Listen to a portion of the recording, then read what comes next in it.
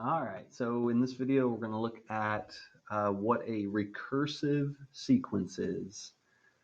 So that recursive sequence is way different than an arithmetic sequence, the ones where like numbers just keep going up by the same amount. The way it works for a recursion sequence is they're going to give you some starting number, like they have to tell you like the first term in the sequence. And then they're going to give you something like this. They're going to give you some equation that helps you find the next term in the sequence. Okay. Uh, let's go ahead and look at an example. So this right here, this is going to be my recursion equation, a sub n, and then they're going to have this weird notation. Don't panic yet. Okay. This is the recursion equation. And then they have to tell us the first number in the sequence, or at least some number in the sequence. So like they're telling us the first number in the sequence is 5. And what we're going to do is we're going to work out the second number, the third number in the sequence, and so on. We usually do 4 terms. So what this up here tells us is it's a way of finding the next term in the sequence. But the key is knowing what that little symbol right there means. This just means previous term. Okay? So what we're going to do to find the next term in the sequence, we're going to do the previous term and then plus 7. That's it. We're going to add 7 to the previous term, and that's going to give us the next one. So to find a sub 2, well, we're going to do the previous term, which was 5, and then just plus 7. So that's equal to 12. To find the third term, I need to do the previous term plus 7. So that's going to be 12 plus 7, which is 19. Okay? And then for the fourth one, it would be the previous term. Previous term, which was 19, and then plus 7. And it's just going to continue like this. A sub 5, good grief. A sub 5 would be the previous term plus 7. So 26 plus 7, that's 33. So the hard part is kind of deciphering what the formula is telling you what to do. But as long as you remember that little a sub n minus 1, it means the previous term, I think you should be good. All right, let's do another one that's a little bit different. So a sub n is equal to 5, and then a sub n minus 1 minus 4. But they have to tell us the first number in the sequence. The first number in the sequence is 2. So the way the formula works is you're going to do 5 times the previous term and then minus 4. So to find the next number in the sequence, I'm going to do 5 times, it'll be a 2. 5 times 2, because that was my previous term, and then minus 4.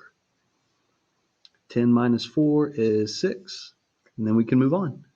To find the next term, it's going to be 5 times the previous term, so 5 times 6, and then minus 4. That's 30 minus 4, so that's 26. And it continues. 5 times the previous term, minus 4. What is this? 5 times 26 is 130. And then 130 minus 4 equals 126. Okay? And so you see this one is not going up by a set amount. Like it went from 2 to 6, and then from 6 to 26, 6 to 126. This thing is growing at a very different type of rate, right? It's not like that first example where they just 5 to 12, 12 to 19, 19 to 26, how these were all just going up by 7. All right, this one was actually an arithmetic sequence, but it was defined recursively. That's the way they would say that. This is some other type of sequence that we have not seen. All right, we'll do one more here. This one, it's going to be spelled out a little bit differently.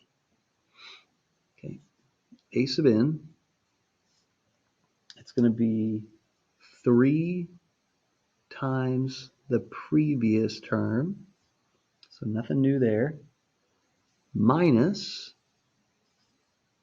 a sub n minus 2. All right, so what this means, it's like the term that comes before the previous term. Okay, so this one, in order to find the next term in the sequence, you actually have to know the two terms that came before it. So the two terms that come before it are going to determine the next one. So we have to actually know two pieces in order to even get this thing started. The first term is 4, the second term is 7. So if I want to know my third term, it's going to be 3 times the previous term. So 3 times the previous term, which is going to be 7. And then minus the term that comes before the previous term, which is going to be this 4 right here.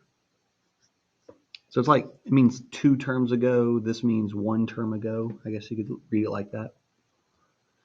All right, 21 minus 4 is 17. 21 minus 4, 17. Yeah.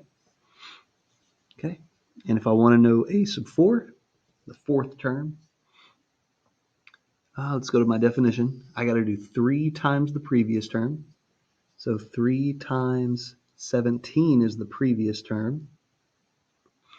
And then minus the one from 2 terms ago. Minus 7. 7 was the one from 2 terms ago. 3 times 17 is 51. And then 51 minus 7, that's 44. All right, we'll do one more and we'll quit. All right, a sub 5, this is going to be 3 times the previous term, which was 44, minus the answer from 2 terms ago. So it'll be from this one right here, 17. Oh gosh, 3 times 44, that's 132, minus 17. Is that 132? It is 132. Minus 17 is going to be 115. All right. So these get way crazier. They're really versatile, and you can use them to create all sorts of different types of sequences. That's it. That's recursive sequences.